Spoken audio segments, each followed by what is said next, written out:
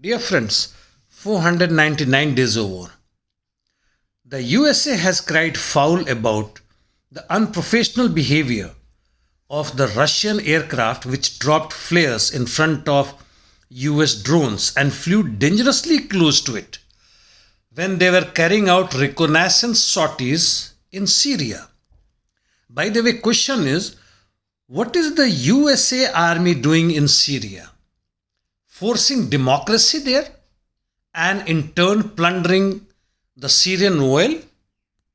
Coming to war zones in north, the spokesperson of Ukrainian Eastern Group of Forces has said that the Russian forces are trying to break through Ukrainian defense line along Kupiansk-Liman front. While in Liman direction, Ukrainians carried out four offensives close to Yampolovka, Torsky and Kavolovka without any gains though. Ukrainian army again tried to sneak a sabotage group in Belgorod regions.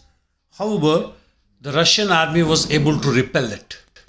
In east, on Bakhmut front, in the west of it, the Russian army shelled Stupochki and adjacent areas, while on the flanks of it, serious fight is going on from both the sides.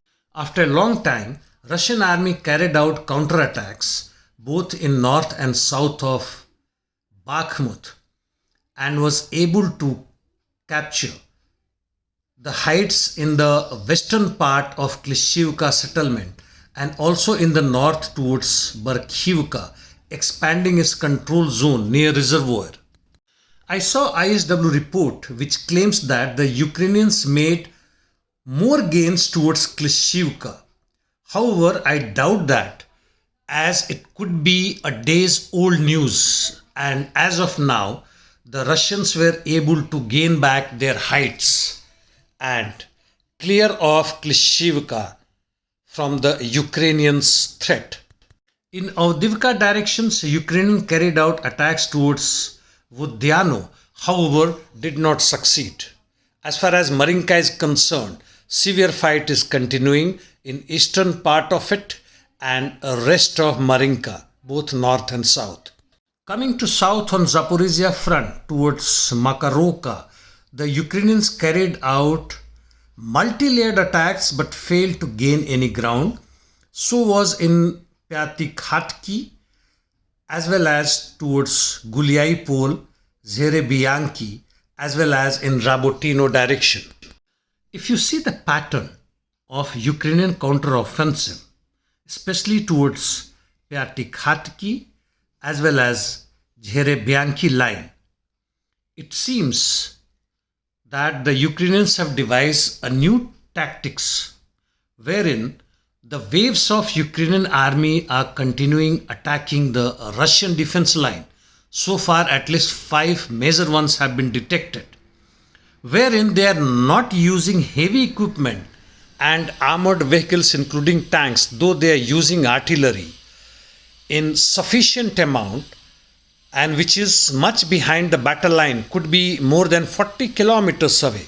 Though so far this particular tactics has not given them any success as far as capturing ground or breaking the Russian defense line is concerned, but on the contrary have caused heavy losses of their troops. In Kherson direction, Ukrainian army seems to be preparing for mass landing across the Dnieper river and move towards Kakhovka reservoir, while the Russian army is continuing targeting Ukrainian positions near Antonovsky Bridge and the other side of the river.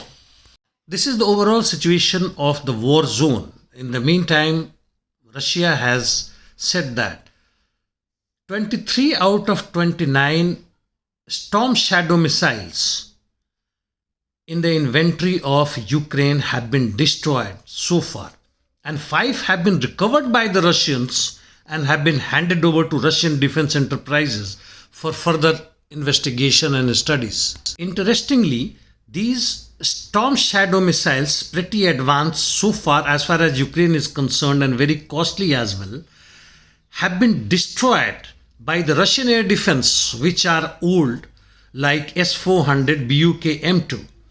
Russian side also agreed that they have been not able to jam them electronically so far. In the meantime, there have been exchanges of POWs numbering 45 for both the sides.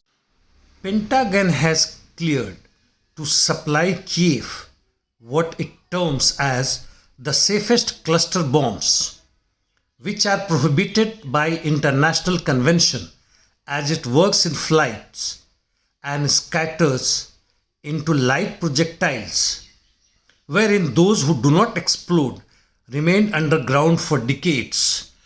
And that's all. Thank you.